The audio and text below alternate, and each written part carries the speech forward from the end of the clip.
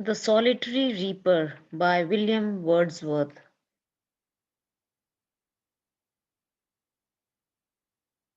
The popular ballad Solitary Reaper was written in 1805 and published in 1807. Here is the line wise explanation of the poem. Behold her, single in the field, yon solitary highland lass, reaping and singing by herself. Stop here or gently pass. The poet, while traveling in the highland valleys, comes across a lonely Highlander reaper girl who is harvesting the crops and singing by herself. He tries to draw the attention of the passers by to the girl by calling them to behold her.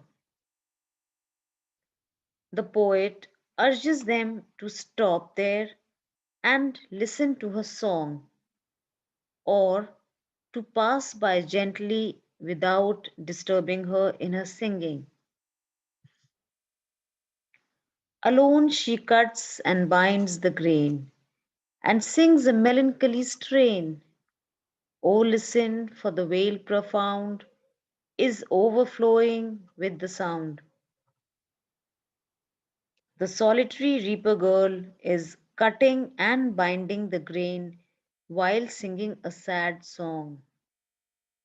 The poet again urges the other travelers to listen to her music as it is overflowing the deep valley. No nightingale did ever chaunt more welcome notes to weary bands of travellers in some shady haunt among Arabian sands. Now, the poet compares the reaper girl's song with that of the sweet singing nightingale. The melodious note of a nightingale sounds sweet and welcoming to a tired group of travelers in some shady shelter in the middle of the Arabian desert. But the song of the highland girl is sweeter than that of the nightingale. A voice so thrilling ne'er was heard in springtime from the cuckoo bird, breaking the silence of the seas among the farthest Hebrides. Now, the comparison shifts to the cuckoo, another well known singing bird. The cuckoo bird in springtime breaks the silence of the seas in the far off Hebrides islands. But, according to the poet, the song of the solitary reaper is more thrilling than that of the cuckoo. Will no one tell me what she sings? Perhaps the plaintive numbers flow for old, unhappy, far off things and battles long ago.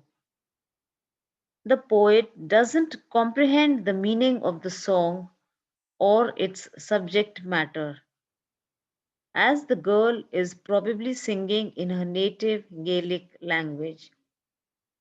So he asks the other travelers there if anyone can throw some light on what she sings.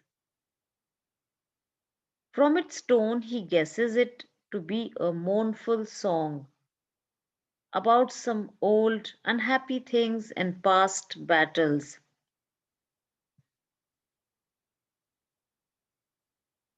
Or is it some more humble, familiar matter of today? Some natural sorrow, loss, or pain that has been and maybe again.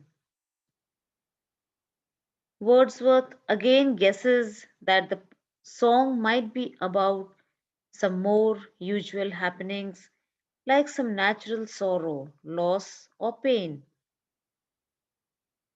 a death, or a domestic day to day incident which has occurred or may happen again. Whatever the theme, the maiden sang. as if her song could have no ending. I saw her singing at her work and o'er the sickle bending. In the last stanza of The Solitary Reaper, Wordsworth talks about the impact the reaper's song left upon his mind. No matter what the theme was, the maiden girl was singing like there's no stopping. Our poet saw her singing at her work, bending over her sickle.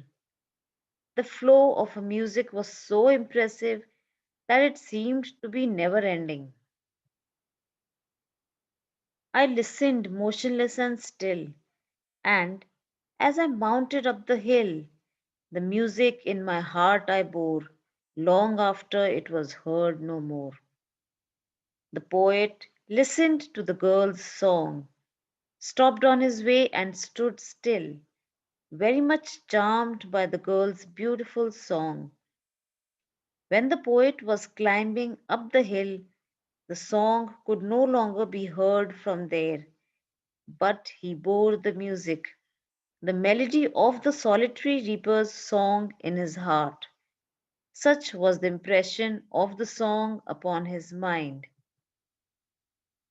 The figures of speech used in the poem are metaphor. The poet compares the reaper with the nightingale and cuckoo respectively. He even claims that a song is more thrilling and more beautiful than those of the two singing birds. Apostrophe. The poem begins with an apostrophe.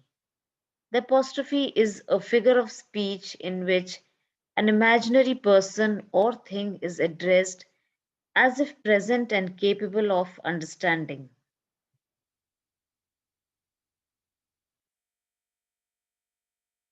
The imagery.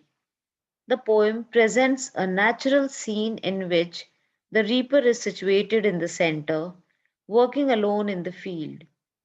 The two middle stanzas take us to different geographical regions, Arabia and the farthest Hebrides, where images of wandering nomads under the scorching sun contrasts with the sailors anxious to reach the land. For both groups, the singing birds signal survival and safety. The auditory imagery also preoccupies the poem, represented by the reapers and birds singing.